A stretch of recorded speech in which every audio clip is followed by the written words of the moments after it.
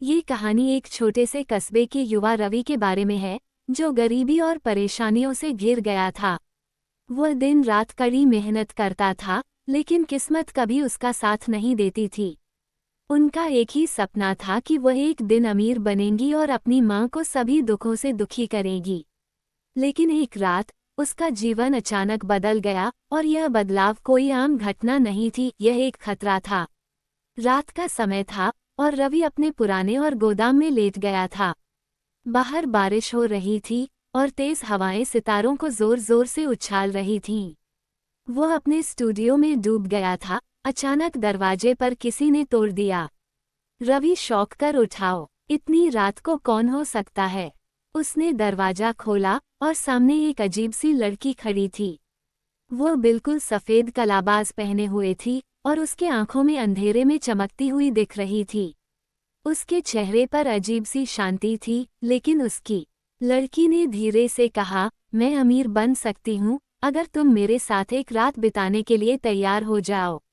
रवि पहले तो घबरा गया, लेकिन फिर उसने सोचा कि यह एक सुनहरा अवसर हो सकता है। गरीबी से जूझते हुए उसकी मानसिक स्थिति पहले से ही खराब हो गई थी, और अब उसे कोई भी मौका हाथ से देने का मन नहीं था। उन्होंने हामी के बारे में कुछ विचार विमर्श किया। लड़की ने उसे बस्ती के बाहर स्थित पुरानी और वीरान हवेली में बुलाया। वो हवेली में कई प्राचीन से वीरान पड़े थे और गांव में उसके बारे में कई डरावनी कहानियां प्रसिद्ध थीं। रवि शास्त्री ने भी हवेली के अंदर प्रवेश किया। अंदर के दृश्य अजीब और खोखले थे। हवेली की दीवारों पर कूड़े की मोटी परतें जमी हुई थीं और एक अजीब सी इमारत की टूटी हुई हवा में धुंधली हुई थी। लेकिन लड़की पहले वहीं से उसका इंतजार कर रही थी।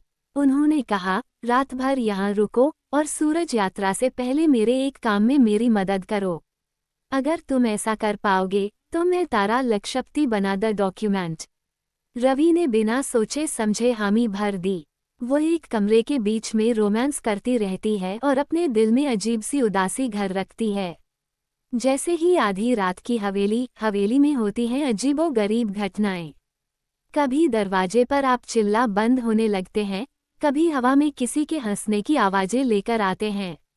रवि को लगा कि वह यहाँ अकेली नहीं है, लेकिन वह लड़की से वादा किया था याद किया और दौरा किया जब भी वह वहां जा रही थी। हाल ही में कुछ देर में लड़की फिर सामने आई, लेकिन अब उसका चेहरा पहले जैसा नहीं था। उसकी आंखें पूरी तरह से काली हो गई थीं और उसके खिलौने पर एक डरावनी मुस्कान थी।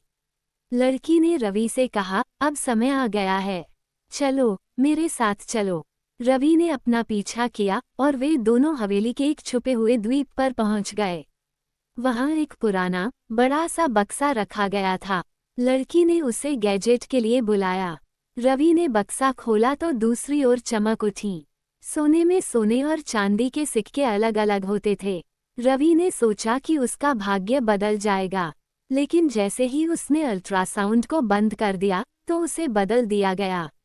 पूरा रूम जोर से हिलने लगा और चारों ओर से अजीब सी आवाजें आ गईं।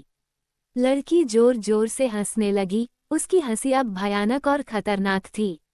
रवि ने देखा कि सोने के सिक्के में अचानक खून बदल गया और उसके अंदर से हड्डियों का ढेर निकल आया। डर के मारे रवि ने लूटने की कोशिश की, लेकिन उसके पैर जैसे पकड़ लिए गए।